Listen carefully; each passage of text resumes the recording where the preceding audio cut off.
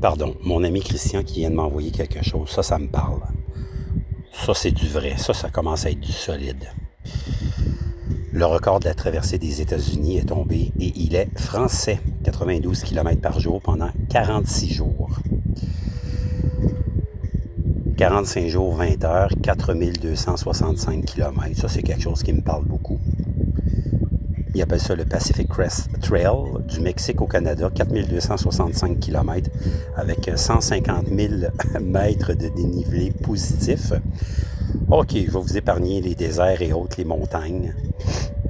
92 km par jour pendant 46 jours. Ancien record, 46 jours et 12 heures. Karel Sabé, je pense que c'était un Belge en 2023. Et le nouveau recordman Aurélien Sanchez, ultra-trailer français, a battu le record de 16 heures, soit un écart de 1,5% sur la totalité de la traversée. Il a l'air un petit peu mal en point, mais ça devait pas payer quand même. Il a perdu des kilos, ça c'est sûr et certain. Les difficultés rencontrées. Il subit la chaleur, le manque de sommeil et déshydratation dans le sud, ça c'est normal. Un passage aux urgences à cause d'un orteil infecté, join the club. Des baisses de mental avec un abandon frôlé plusieurs fois.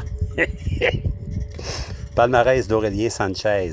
Bon, je vous laisse ça ici. Je vais aller voir sur mon site de prédilection pour toutes les statistiques d'ultramarathon et ultra-trail, un site allemand. Aucune erreur ou presque pas. Je vais aller voir ça tantôt. La cause, il courait aussi pour Village du Monde pour enfants. Wow! 15 €.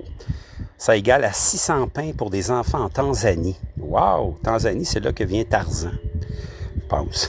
130 € un mois de prise en charge. La cagnotte est toujours ouverte. Chapeau Aurélien. Bravo, maison.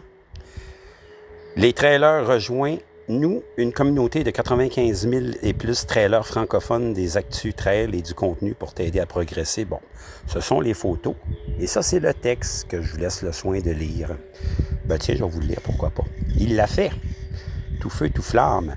Aurélien Sanchez a battu le record du Pacific Trail.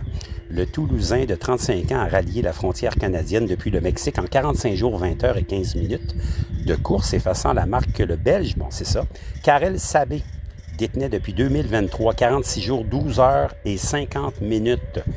Quand même, hein? C'est pas rien. Parti le 8 juin, il a parcouru 4265 km et 150 000 mètres de dénivelé positif. Ça, j'aime ça. L'Everest a 8800 mètres à peu près, 8000 mètres, en tout cas un peu plus que ça. À raison de 92 km par jour, 100 jours de repos. À 4 jours de l'arrivée, il ne comptait qu'un kilomètre d'avance sur le temps de passage du Belge. Le détail de la traversée dans le carrousel. Ben, bravo Aurélien. Monsieur Sanchez, chapeau bien bas.